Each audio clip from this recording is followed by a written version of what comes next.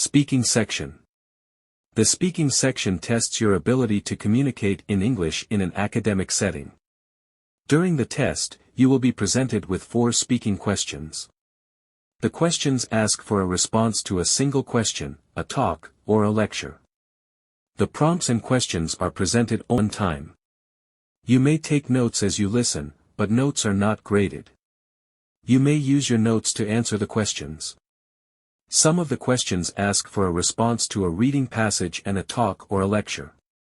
The reading passages and the questions are written, but the directions will be spoken.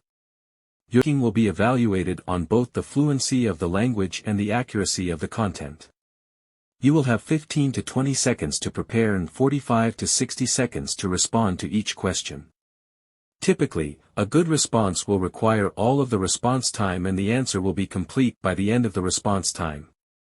You have about 17 minutes to complete the speaking section.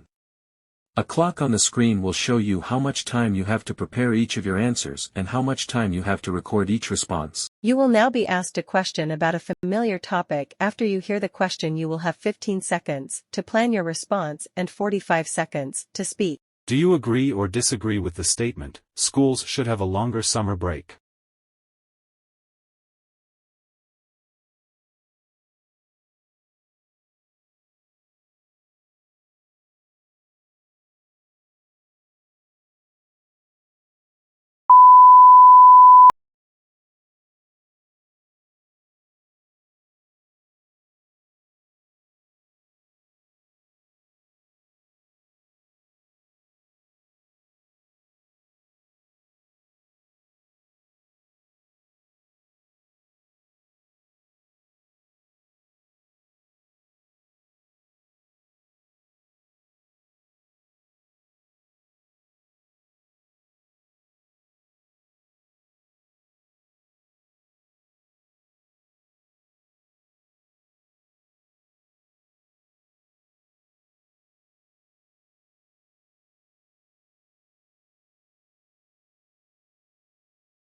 You will now read a short passage and then listen to a conversation on the same topic. You will then be asked a question about the passages. After you hear the question, you will have 30 seconds to prepare your response and 60 seconds to speak. You have 45 seconds to read the passage below.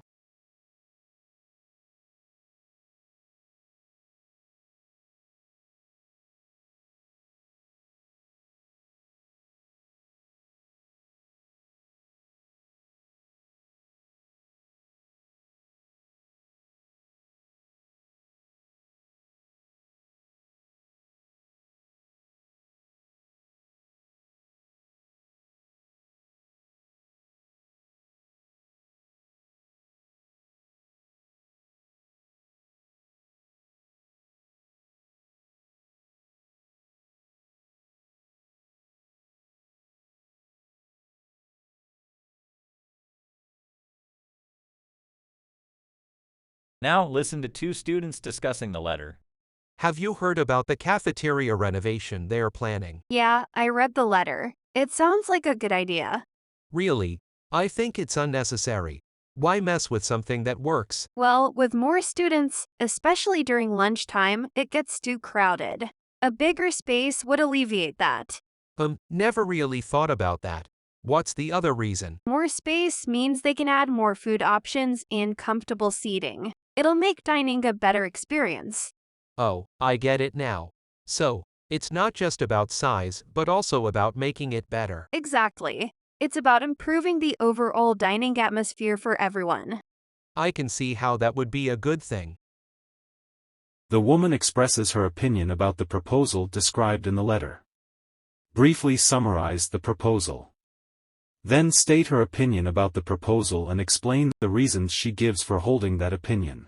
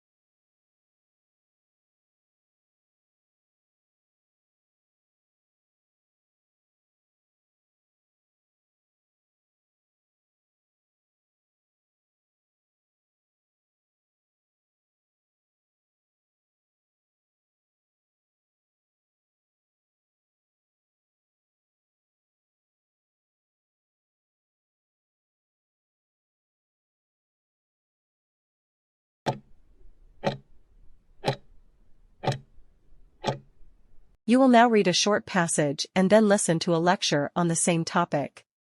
You will then be asked a question about the passage. After you hear the question, you have 30 seconds to prepare your response and 60 seconds to speak. You have 45 seconds to read the passage below. You may begin reading now.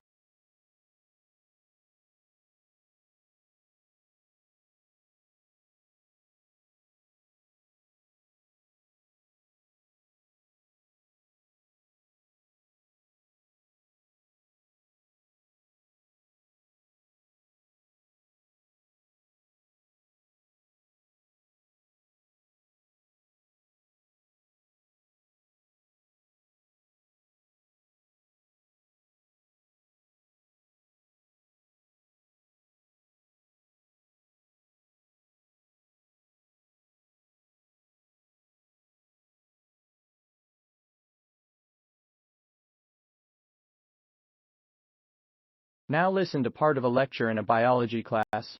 During a field trip to Costa Rica, I discovered a fascinating example of mimicry in the viceroy butterfly. Its orange and black stripes closely resemble the poisonous monarch butterfly, providing it with protection without the need for toxins. Mimicking the monarch's warning coloration is like wearing a Halloween costume self-defense. In my Amazon research on bird-wing butterflies, I observed their iridescent wings captivating predators, offering the insects a chance to escape. This real-world mimicry, akin to nature's magic show, demonstrates how animals employ deceptive appearances for survival.